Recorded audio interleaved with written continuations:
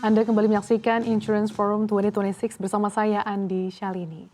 Dan langsung saja kami lanjutkan kembali perbincangan bersama dengan Bapak Albertus Wiroyo, Dewan Pengurus Asosiasi Asuransi Jiwa Indonesia. Pak Albert, kita lanjutkan lagi perbincangan kita. Bagaimana perjalanan ataupun evaluasi dari AJI juga beserta anggota dalam pemenuhan ataupun mungkin pengelolaan produk PID atau unit link supaya memenuhi ketentuan OJK ini? Ya, dengan ketentuan OJK yang baru, produk PID atau unit link itu sekarang menurut pandangan dari AJI adalah menjadi lebih transparan, ya, sehingga nasabah lebih jelas di awal, sehingga ini akan mengurangi atau menghilangkan komplain di belakang. Itu tentunya hal yang positif. Kedua juga desain produknya juga dirubah, sehingga lebih balance antara kepentingan konsumen juga dengan perusahaan, begitu ya. Jadi dan juga proses penjualannya juga diperbaiki. Nah, tentunya di dalam perubahan ini ada penyesuaian market. Kita sebut pendewasaan daripada market. Okay. Ya, jadi kita lihat so far cukup baik perkembangannya. Ada katakanlah satu keseimbangan yang baru. Dulu memang unit link kira-kira 60%, kemudian tradisional 40%. Sekarang agak bergeser ya, lebih banyak tradisional. Itu memperlihatkan bahwa masyarakat sebagian juga ingin satu kepastian, karena unit link satu produk yang cukup bagus, fleksibel, tapi ada risiko yang harus ditanggung oleh nasabah. Nah, di sini kita lihat ada keseimbangan baru yang terjadi di sini. Oke, tapi Pak, di tengah keseimbangan baru yang terjadi saat ini, bagaimana sebetulnya AJI melihat positioning untuk PID atau unit link yang ideal saat ini bagi perusahaan asuransi jiwa, Pak? Jadi produk PID atau unit link itu lebih kompleks daripada produk asuransi jiwa tradisional, ya.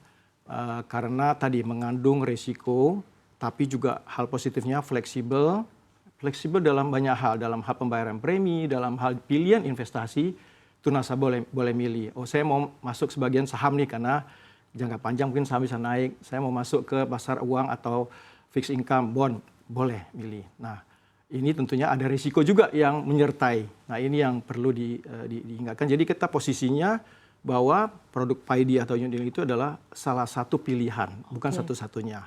Dan tentunya harus dijual ke nasabah dengan profil yang cocok, yang pas, yang sudah mengerti risiko investasi. Dan ini merupakan bagian daripada solusi asuransi untuk perlindungan jangka panjang. Oke, menjadi solusi tapi tadi di satu sisi menjadi opsi ya Pak ya. Tapi sebetulnya apakah masih diperlukan ketentuan tambahan atau justru mungkin relaksasi nih Pak terkait pengelolaan PID ke depannya? Ya, Mbak Sasa, dalam 3 tahun terakhir dengan aturan PID yang baru, kita memang melihat tadi ada keseimbangan yang baru di mana memang kita melihat setiap tahun ada penurunan sekitar 15,3% dari premi PID tersebut, ya, sehingga tradisional sekarang lebih besar daripada PID. Nah, kita melihat setelah 3 tahun ini kita perlu melakukan kajian kajian menyeluruh tentang implementasi daripada aturan PID yang baru. Kita melihat apa yang perlu kita perbaiki, dan kami dari AJI sangat bergembira karena OJK selalu terbuka untuk menerima masukan, untuk menerima input-input, ya, juga terkait dengan aturan PID ini. Jadi kita sekarang sedang melakukan kajian menyeluruh, dan setelah selesai kita akan sampaikan tentunya usulan ke OJK, dan kita menyertakan juga anggota-anggota semuanya, member-member kita untuk melakukan kajian bersama.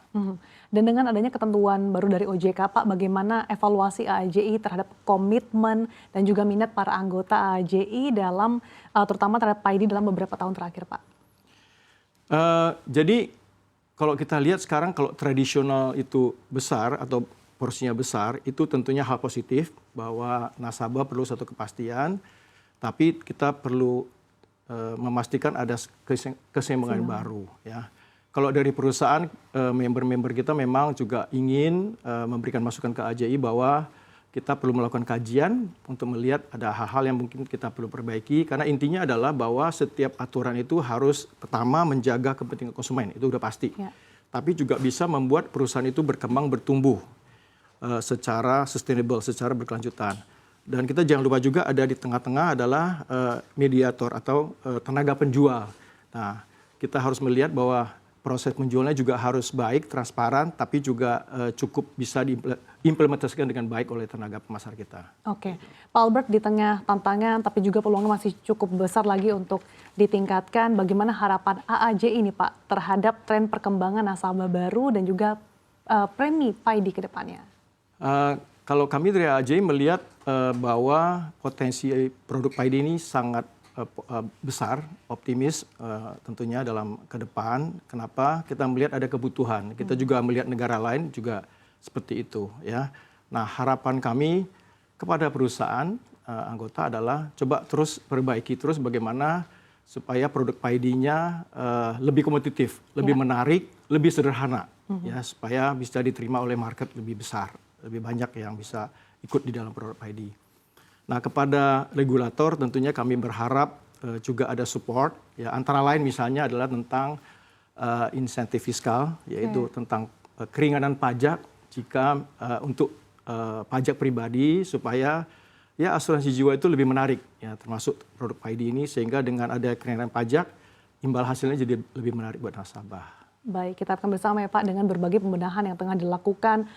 Industri asuransi jiwa ini ke depan dapat tumbuh lebih solid lagi, lebih transparan sehingga semakin dipercaya dan dibutuhkan oleh masyarakat luas. Terima kasih sudah berbagi insight bersama kami Bapak Albertus Wiroyo selaku Dewan Pengurus Asosiasi Asuransi Jiwa Indonesia atau AAJI. Saya selalu untuk Anda Pak Albert. Terima kasih.